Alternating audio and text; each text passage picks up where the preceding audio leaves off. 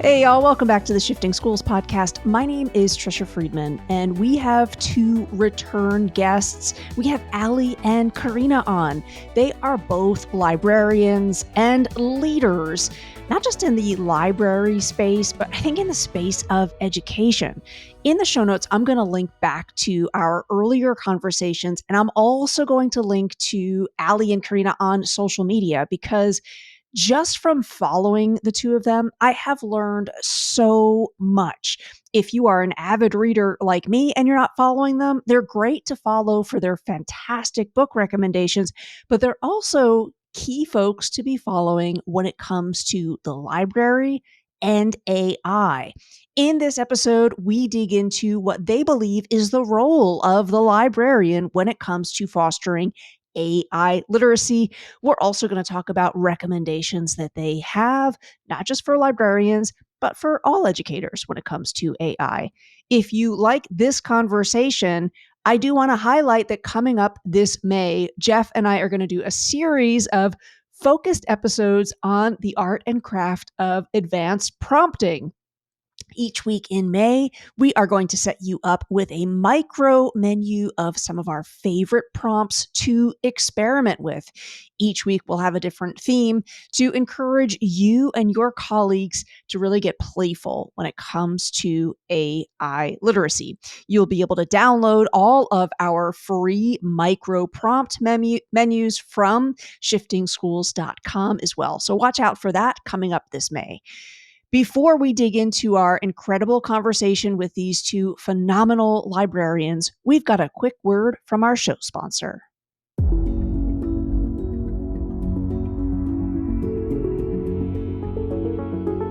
Discover the power of acknowledgement with Lebra. In a world where every staff member's dedication shapes the future, recognizing their efforts becomes our mission. Lebra transforms your school into a place where achievements, big and small, are celebrated daily, creating a ripple effect of motivation and pride. Join the recognition revolution with Lebra, where every achievement is a cause for celebration.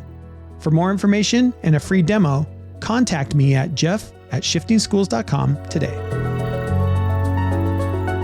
We're excited to have Gamestormers as a sponsor of the podcast. Gamestormers is a creative storytelling card game for the classroom. In Gamestormers, students aim to design the best 5-card narrative using cards from themes such as fantasy, sci-fi, and civilizations, complete with gorgeous art. Each student pitches their 5-card story to the other players, hoping to be voted best overall narrative. All games come with free, standards-aligned lessons on topics such as persuasive speaking, narrative writing, playful assessment, and more. Get your copy and access the free lessons at GamestormEDU.com today.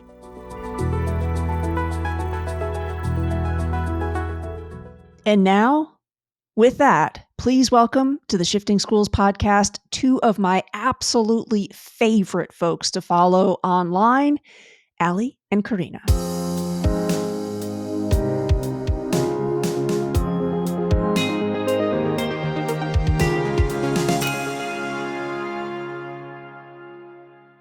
Such a joy, such an honor, such a privilege to be sitting down with two of my favorite librarians. And again, listeners, you'll be able to learn ways that you too can follow them by heading over to the show notes if you aren't yet. In part, I wanted to speak with you both because I see you as forces for librarianship in this new era of information literacy because of artificial intelligence. So I thought it would be really interesting actually to kick off our conversation by heading over to an AI-powered research tool called Consensus AI. And I asked Consensus AI, quote, do K-12 librarians need to understand AI literacy? And Consensus AI is great with yes or no questions. It will do like a big culling of research, and it will try to either give you that yes or no if it can do. It didn't have enough research literature to answer definitively, but it did point me to some research that I'll link to in the show notes. And let me turn that question over to you, amazing humans in front of me. What responsibility, if any, do you think your profession has when it comes to cultivating, fostering AI literacy? Okay. I think librarians have a huge role in this artificial intelligence watershed moment when it comes to our education technology. I think that this is something that is so huge. It's like the advent of Google, the advent of the internet. It's something that people feared at one time and now we've embraced. And this is yet another moment that we're getting a lot of pushback by different sorts of educators, teachers. They have a lot of anxiety when it comes to artificial intelligence. Librarians have a lot of anxiety when it comes to AI.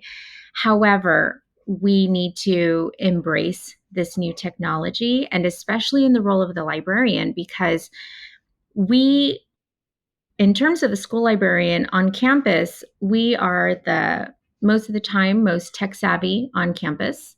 We are the ones who teach information literacy. And we're also the first stop for our teachers to participate in professional development. We give that professional development to our teachers. And so we're probably going to be the first ones to introduce this technology to our teachers so that they can use it in the classroom. And it's a wonderful technology. And I've already started to turn it around to our teachers, because there's not only is there AI with the traditional generators like ChatGPT, and you have Google Gemini and Microsoft Copilot, but then you also have these great AI generators specifically for educators. And in a time that we're trying to do more with less, as far as less staffing, less time, more tasks thrown on the plate of educators, this is a real opportunity to work smarter and not harder. I mean, not to use that cliche, it's overused over time, but this is a real technology that can help with that and can prevent burnout. And so when I think of these wonderful generators, Diffit and Curipod and Magic School, all geared towards making educators' lives easier, librarians could be key in introducing that technology on campus. Well, that was beautifully said. Yes to all of that. I guess just to kind of add to what Ali was saying, I think we have a huge responsibility as well to curate a lot of the resources that are out there right now. One of the major obstacles that I'm facing with teachers is, like Ali mentioned, a lot of the teachers are overwhelmed. So even though there's multiple platforms for the teachers to use, they really aren't making the connection between the tool and its application and pedagogy.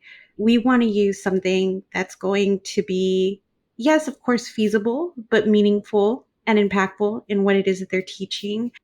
So while we're curating resources such as books, articles, we're also curating online tool resources that promote media literacy and critical thinking skills. And a lot of these tools also are meant to engage students. So having major discussions about what some of these tools mean in regards to its ethical considerations, because AI technologies raise important issues like privacy, access to student information, fairness, accountability. We're trying to facilitate these discussions to provide some sort of guidance on how to navigate these ethical dilemmas, quote unquote, in the context of AI, not just in its development, but how we deploy it, and also how we plan on advocating for AI policy in school districts. Not everyone has access to it just yet, because I think there's a lot of fear that surrounds, mainly because it's stemming from the unknown, right? We don't really understand what artificial intelligence necessarily means, because we know that it can be used beyond just ChatGPT, tools like that. Librarians play a major role in advocating for policies that promote transparency, accountability, just to ensure that these technologies are accessible and inclusive for everyone in the school community. And I love that you mentioned AI policy, because that goes hand in hand with whenever we hand a student a device policy and acceptable use policies when it comes to how they should behave on the internet. AI policy needs to go hand in hand. And then we need to think about things like FERPA and COPA. And we also need to teach the literacy part of AI, how AI terminology, the little pitfalls that you can fall into when it comes to AI hallucinating. You need to verify it for accuracy. You need to verify it for bias. Remember, they're feeding these generators information, and they could be coming from certain parts of the world, certain parts of the country. And so bias, no doubt, is going to be included in that information that's generated. So we have to, as librarians, I think it behooves us to teach that AI literacy to our teachers so that they don't fall for the hallucinations, because I've been there where I'm reading some of the information that comes out of ChatGPT and it's talking nonsense. And it happens, it's a real situation. And so for one who's just going into or dabbling in AI, they need to be aware of all of these things. And I think the librarian is the perfect person to do that. Yeah, because there's a huge impact, like potential impact. And I know because it's already happening for dissemination of inaccurate information. There's deep fakes. There's a lot of fabricated material out there. There are videos that my students are already showing me that they believe, and I have to tell them that's AI, right? And they'll ask me how I know. So I have to give them little tips and tricks with everything that we do to teach them how to spot a fake website, now teaching them how to spot a fake AI product. So it's very interesting because it's so deeply embedded in some of the tools that we use daily, Google Slides, Canva. And it's so easy to just drag and drop an AI generated image and have it circulate on the internet, and or somebody take credit for AI work. I mean, there's just so many, like I mentioned earlier, just ethical implications. And these aren't things that kids usually think about. But, since I teach middle school and Allie teaches high school, I think our kids are at a very impressionable age because eventually they're doing research, and we don't want them to just copy and paste what they get from some sort of language model and just not have any sort of thought behind it. We're still trying to teach them how to be independent thinkers. And although it's a great tool, it's not going to completely replace their own voice. Yeah, and I hear you talking about this, both of you talking about this from the student perspective, and I think too of the librarian's role in curating resources for the adults in your community, educators included, who I know plenty of folks my age or even older who have also been confused by synthetic media. There's a great new-ish book by Danigal Young White called Wrong, and it's all about conspiratorial thinking. And what she digs into there is not just sort of the technical pieces that make it possible, but kind of our psyche and our emotional literacy, where we are so drawn to believing certain things, which I think is really interesting. So I feel like we're heading into this real information literacy renaissance where we're maybe appreciating how we needed to be more critical readers for some time now, but really it's more important than ever before. Thank you for tuning in to Shifting Schools. Let's pause our discussion to spotlight Libra HQ, a breakthrough in using AI to deepen connections within organizations. Imagine an environment where every staff member feels truly seen and valued. This is the heart of Libra's mission. Libra transforms how leaders celebrate and recognize the personal and professional milestones of their team members. It's not just about reminders. Libra's AI dives deeper, offering insight into enhanced team cohesion and promote a culture where support and acknowledgement are paramount. Picture a school where every individual is acknowledged, from work achievements to personal victories, creating a culture of appreciation in just minutes a day.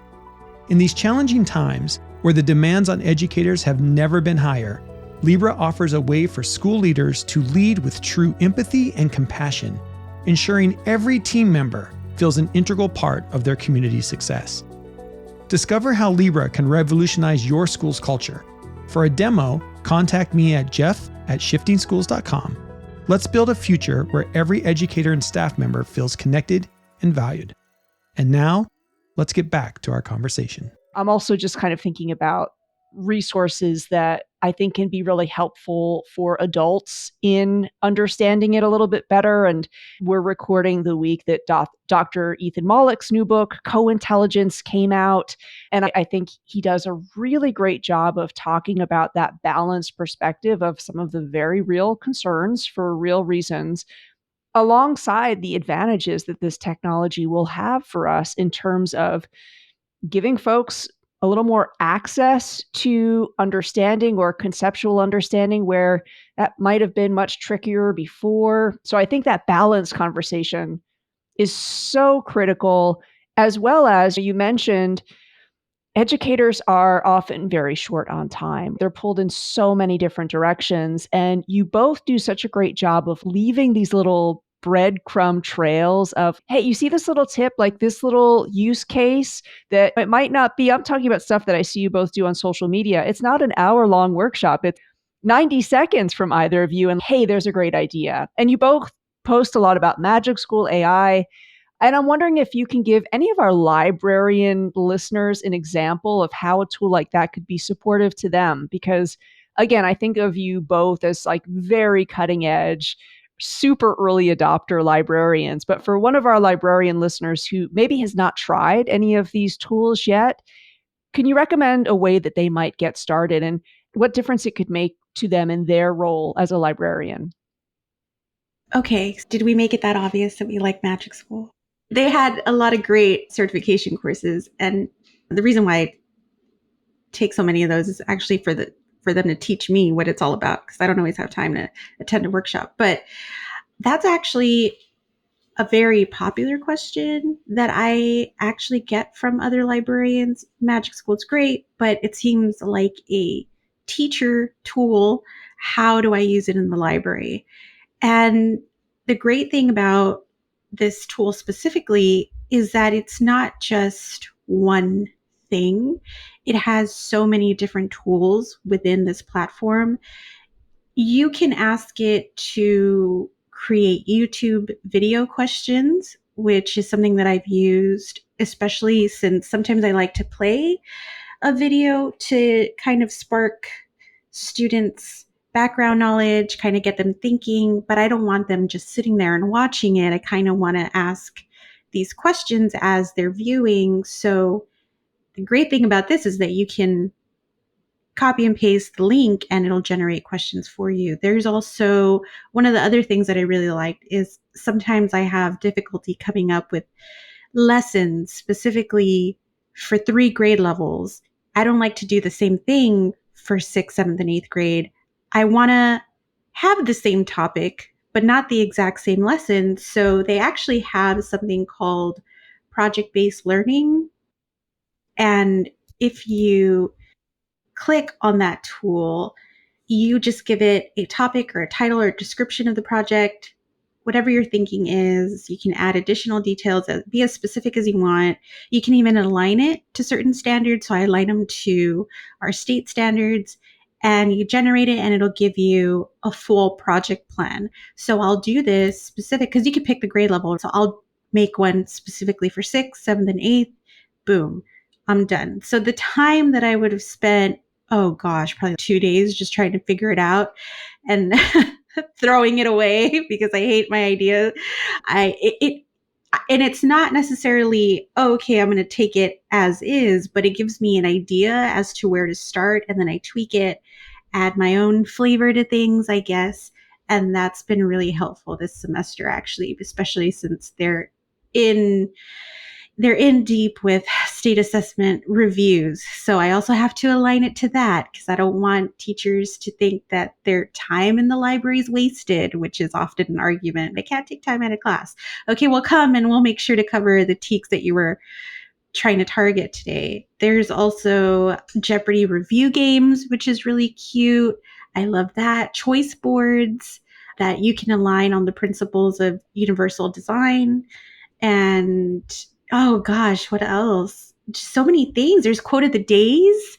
You could ask it to generate a newsletter for you, thank you notes, pretty much anything and everything. It's such a great tool. And like Garina had said, the certification courses, I believe there's 3 levels, right? Yeah, there's 3 levels. For Magic School student. And they walk you through it, how to prompt the different tools. Magic School has over 60 plus tools within the platform, and they're all great. And they all create just wonderful content. And it's especially helpful for me as a high school librarian because I have chemistry AP teachers coming in to talking about, they're saying, how can you help me with ionic and covalent bonds? And I'm thinking to myself, I don't know. But of course, I have a smile on my face and I'm saying, how can I not help you? I mean, I have so many lessons. And here I go to Magic School. Content creation, I need something on ionic and covalent bonds, or for biology, something on mitosis and meiosis. Whatever the case may be, there is a tool just to create content. And I go ahead and just type that into Magic School and it spits it out in less than 3 seconds. And then I can build on that by creating a multiple choice quiz based on the content that it created to me. And then it also has a chat bot that I can ask it, I don't understand, explain ionic bonds to me as if I have no idea what they are. And it does such a great job at putting it in language that I do understand. It also has an email writer. And then my favorite thing about Magic School is that they came out with an extension, a Google extension. And so if you download that Google extension from the Chrome Web Store and you install it and pin it, you have a little purple M at the bottom right-hand corner of your browser screen. And so when you click on that M, you have, I think, 10 tools automatically ready for you to use right there instantaneously with any website that you're on. Instead of having to go directly to the Magic School website, you have it there in a Chrome extension ready to use as you want. So I love that Chrome extension for Magic School. But as a disclaimer, even though I do love Magic School and I do gravitate towards it a lot, I also love a lot of other education focused AI generators. Diffit is amazing. It creates wonderful worksheets, great differentiation for students. CuriPod creates presentation slides that you can also edit and make them your own, put your own brand on it. It's just, and then you have these AI infused apps like quizzes, and Karina can talk about quizzes AI way better than I can. And Quizlet has AI built into it. And then you can just app smash these things together, like in Magic School with the video questions that Karina was talking about from YouTube. You can take those questions and put them into Edpuzzle or Nearpod and create this just a great lesson. So it's just a time saver. And I use it a lot for digital citizenship personally as a librarian to come up with some engaging lessons. But in showing these AI platforms to our teachers, they've been blown away. And the whole anxiety factor of the kids are just going to use this to cheat. I told them, you can cheat too. Well, you pointed out how increasingly it's more and more embedded into different places. And I sort of think if we're not having that conversation about responsible use, we're actually cheating students out of that conversation about what's going to help prepare them. I love having, especially high school students, take a look at that college or university you applied to. Let's look and see what their LibGuide is for AI resources that they recommend and how many you recognize or don't recognize. But as both of you are talking about your experience with it, I think what really shines through for me is your willingness to experiment. And I think that's so crucial for us right now, is even just to try some really like weird potential use cases. I was getting an eye exam last weekend and they were saying, do you want to do some shopping for new glasses? And so my wife wasn't with me, so I feel like I couldn't be the responsible shopper on behalf of my own face. So what I did was I took out my phone. I've got ChatGPT on my phone. I took a picture of this big row of glasses and a picture of my face. And I said, based on my face, And the glasses that you see here, can you recommend your top 3 picks? Just to see what it would do. And it's really interesting to see what it will come up with. You mentioned asking it to explain a concept to you in a way that you can understand it. Sometimes I'll do that and I'll say, explain it to me as though I've got no experience, and please do so in the voice of Moira Rose from Schitt's Creek, because it makes it more fun. But, I don't know if either of you is familiar with wiki racing, where essentially you've got one concept or one word and another word, and you've got to figure out, like, in as short of clicks as possible, like, how could I get from, like, Moira Rose, for an example, to glasses? So, okay, how many different things could I click? Like, I want to get there as quickly as I can. You can ask a generative AI tool like Perplexity or ChatGPT or Latimer AI to recommend a navigated set, and then check that with students, which is kind of really interesting. Or have the generative AI tool do it. We do it on our own. Who can get there quicker, kind of a thing. So I often encourage people, like, try the thing you haven't tried yet, just to see, like, where are the potential wow things that it might be able to help you with, and where are the, oh no, that's not going to be that useful.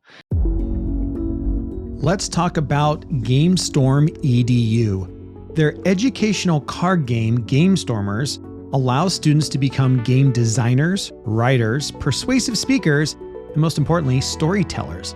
During the game, each player assumes the role of an up-and-coming creator trying to make the next big game narrative.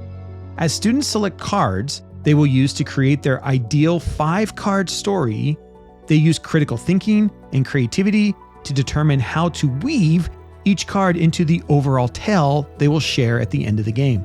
The best part? Each student flexes their persuasive speaking muscles in pitching their idea to the judge for the round and the other players, hoping to win them over with their narrative. Gamestormers works well for learners as young as 6 years old who use the game's beautiful art to tell their tale, while the mechanics are unique enough to appeal to high schoolers aiming to use the ideas generated to develop their own game designs. For educators, GamestormerEDU.com provides all of the standard aligned lessons necessary to launch into creative activities following gameplay. Lessons include topics such as the math of game design, learning vocabulary through gameplay learning, engaging in narrative writing, and more. Score your copy of Gamestormers and access these free lessons at GamestormEDU.com today.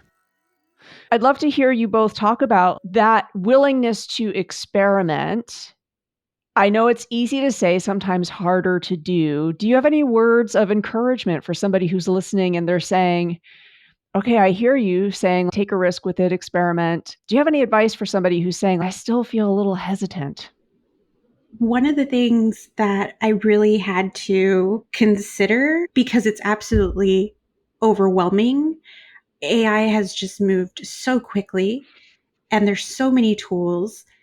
The first thing I did was, okay, I picked the top 5 tools that I kept hearing about at workshops, conferences, especially on social media. I researched them as something as simple as going to the website and looking at its user interface and design. If I wasn't feeling it because my brain couldn't register where all the different buttons and links go, I put it on the back burner and I went to the next one. And if I found one that was easy to use, wasn't intimidating, and it seemed helpful, then I tried to create a few products during the week with it. And that's why I like Magic School too, because it was very straight to the point. There wasn't so much jumping around, and there's AI tools that I strongly disliked, but I try to pick the ones that I know aren't overwhelming for me. Some people may not feel the same way I feel about certain tools, and that's okay. And I tell my teachers all the time, if I like, let's just say, I'm just throwing this out there, if I like Curipod and you don't, then you might like Diffit. If you don't like Diffit, then just stick with Canva. If you don't like Canva, then there's Magic School or there's CurePod or there's quizzes. I think what's so great about our role as librarians, library media specialists, whatever you want to call us, is at the end of the day, we're an instructional partner. We're not here to preach or to be brand specific or brand loyal to anyone or anything. We're just here to make sure that we are vetting resources responsibly because we know our teachers are running on fumes. There's high stakes testing, there's limited planning, much like Ali said earlier. And our job is to help them bridge time between what's productive, what's fluff, what's effective. And there are a lot of ifs surrounding AI in the classrooms. So our role is to research, try it out. I'm not going to preach about something if I haven't used it myself, and how it relates to their role. And most importantly, what's cost effective. We don't get a lot of funding, and what's reliable. And sometimes some of the tools they get, I don't know, a lot of airtime at trainings. Sometimes they won't make it past Kickstart funding. And it just depends. I really have to try multiple things and see which are clunky or limited in output, and allowing teachers to make those decisions for themselves and just kind of leading them in the right direction, in any direction, and just kind of help guiding them along the way. There's two things you said that I absolutely love. And one in that message is you don't have to know all the things. Like you can't keep up with it. There's no point in trying. Just in the same way that if I'm an ELA literature teacher, I can't read all the books. I can't keep up with all the new books. And the second one being like really lean into your own preferences. And I love that advice about if it seems too complicated, the good news is there's no shortage of these tools. So find something that's a better fit. That's really great advice. And again, advice to check in with a librarian who's probably already thinking about this and maybe already has in mind layers of complexity. Because conversely, some people are like, I love the bells, the whistles. I want all of the things. I want it to feel like I'm an astronaut and I'm flying a space shuttle kind of a thing. So thank you so much for that. I wanted to get your opinion on something that I've been really grappling with, and I can't decide where I land. And it's in part to a book that I'll link to in the show notes called Filter World.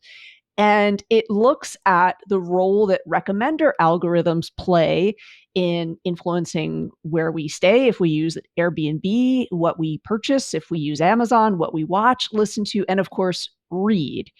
When I chat with authors, a lot of them talk about this new pressure that's on them to be on TikTok, to try to be also leveraging social media to get the word out there about their book. And so I'm thinking a lot about recommender algorithms as a great entry point into talking about AI and folks who think AI doesn't show up in your day to day.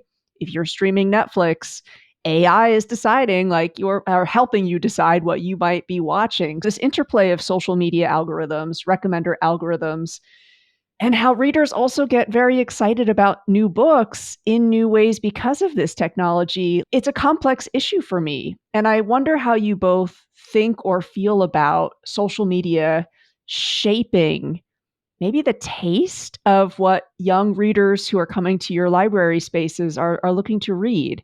What are your thoughts on kind of the influence that it gets to have in what's so important? You came to the right place. Ali is great at TikTok.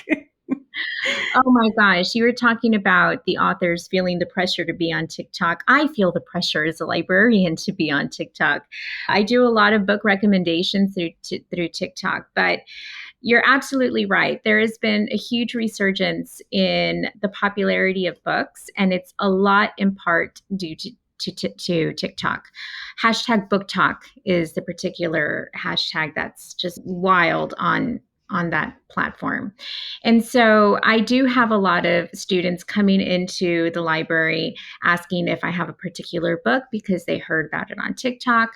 Usually these TikTok influencers, it's what they like, and it could be a multitude of genres and age levels when it comes to the books that they're recommending.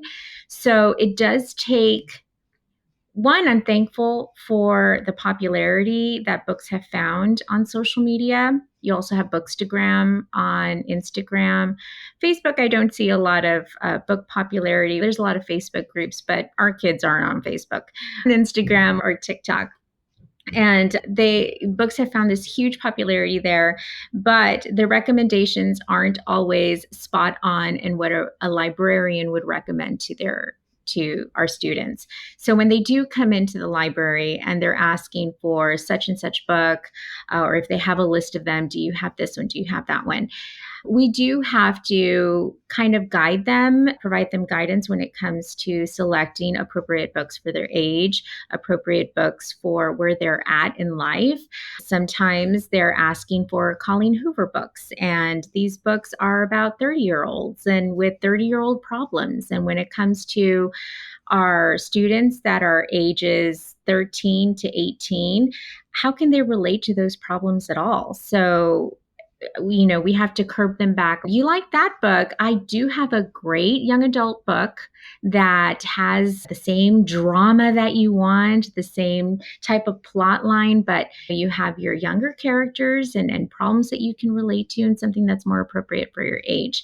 So I love that as librarians, we still have a huge part in providing them that guidance and those recommendations. And we try to read as much as we can through these YA books so that we can find the right book for the right student. And I am very grateful to these social media platforms that have really pushed the love of reading, leisure reading, reading for pleasure.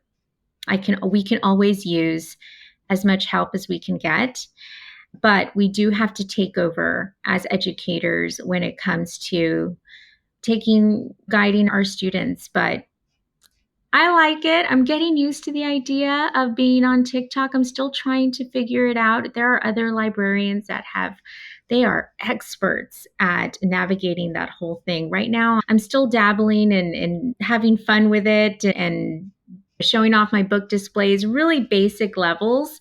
But there are definitely some TikTok rock stars out there when it comes to librarians that have really got it mastered. And I look to them to be leaders in that area. And I find inspiration with them. And it's a fun thing. It's a fun platform. And I don't think it's going away. Well, and I love too, it kind of also gives you a window into the world of independent bookstores. I feel like there's never enough of them. And I find once I follow one or two people who's also showing off displays in their independent bookstores, that algorithm's going to give me more of that content that's really fun to look at. And I cannot remember the last time I walked into a bookstore and I did not see a display that said, saw this on TikTok. So I think the influence there is really profound. But Allie, what you're talking about is that AI and human merger of these students are still coming to you, they're still talking to you, they're still getting recommendations from you, which is wonderful. And